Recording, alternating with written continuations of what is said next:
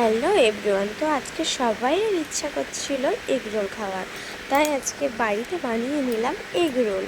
তো প্রথমে আমি ময়দার লেচি কেটে ময়দাটা মেখে লেচি কেটে বেলে নিলাম, রুটির শেপ দিয়ে দিলাম।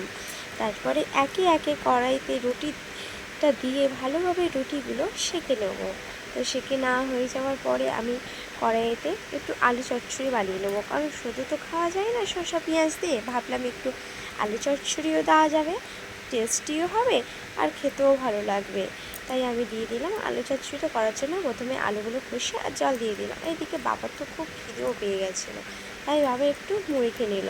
আর দেখতেই তো পাচ্ছ আমার আলু চচ্চড়ি রেডি হয়ে এসছে। আর একটু গায়ে গায়ে হয়ে গেলে শুকনো হয়ে গেলে তুলে নেবো। তারপরে কড়াইতে এঁটে নিল তেলের মধ্যে ডিম কটা দিয়ে ভালোভাবে রুটি আর ডিম একসাথে করে আর তুলে নিলাম।